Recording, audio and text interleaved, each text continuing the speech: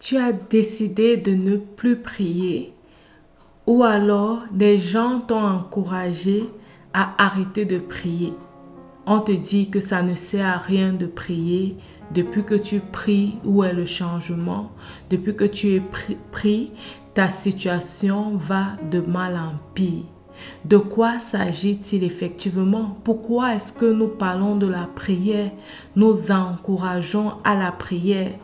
Pourtant, chez toi, ça semble ne pas marcher.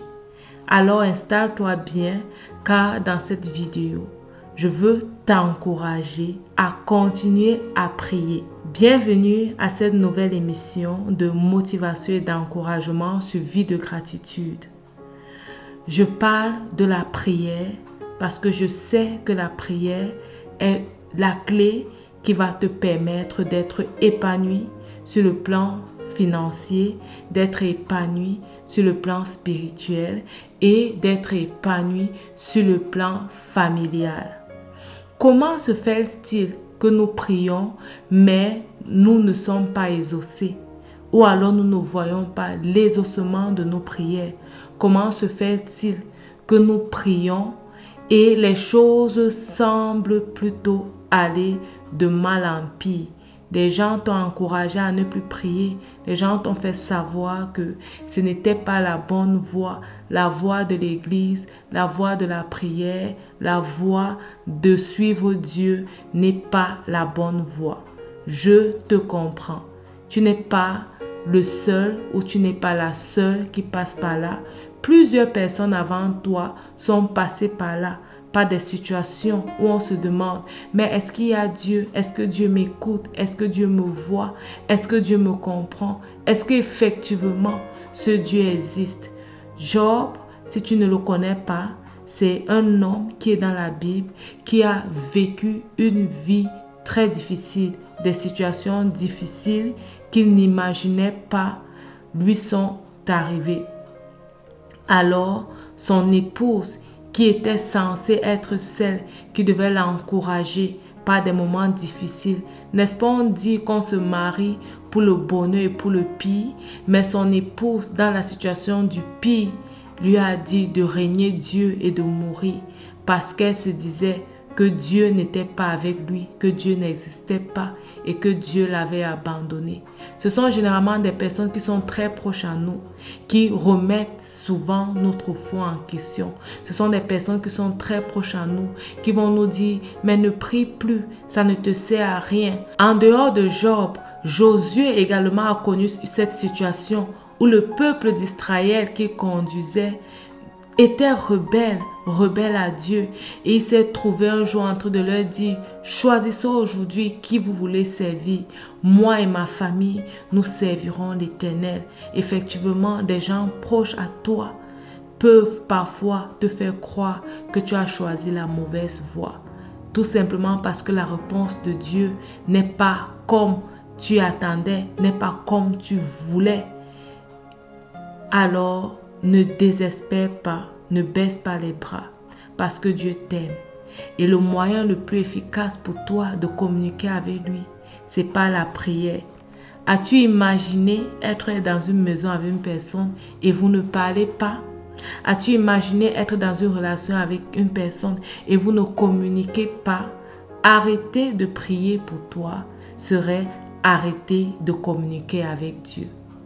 Arrêter de prier pour toi serait arrêter de demander les conseils de Dieu.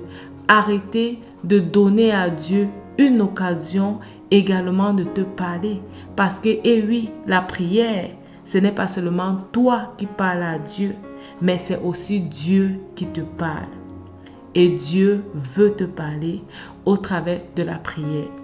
Alors, ne regarde pas ce qui se passe physiquement, parce que Dieu n'est pas physique, il est spirituel. Et si tu veux comprendre Dieu, tu dois entrer dans le domaine spirituel. Et le domaine spirituel, c'est passer par la prière. Ça ne se fait pas sans la prière. Alors, continue de prier, même si la situation semble ne pas changer. Continue de prier, même si tu crois que Dieu ne t'écoute pas. Dieu t'écoute. Qu'est-ce qu'il te dit dans sa parole? Je connais les projets que j'ai fondés pour toi. Qu'est-ce qu'il va te dire encore? Avant que tu ne sois conçu, je te connaissais. Dieu a prévu quelque chose pour toi et il t'amène dans la voie qu'il a décidé que tu dois suivre, la voie qu'il a prévu que tu suives. En restant accroché à lui, par la prière, tu vas voir cette voie finalement s'accomplir dans ta vie. Et comme Job avait décidé de rester accroché à Dieu et il allait vers Dieu même dans ces moments difficiles, je t'encourage dans les moments difficiles à aller vers Dieu. Et si tu ne comprends pas, à parler avec Dieu, à lui dire, mais je ne comprends pas, j'ai l'impression que tu n'es pas là, j'ai l'impression que tu m'as abandonné. Et certainement, comme Dieu avait répondu à Job, Dieu va également te répondre. Et il va te montrer les plans merveilleux qu'il a pour toi.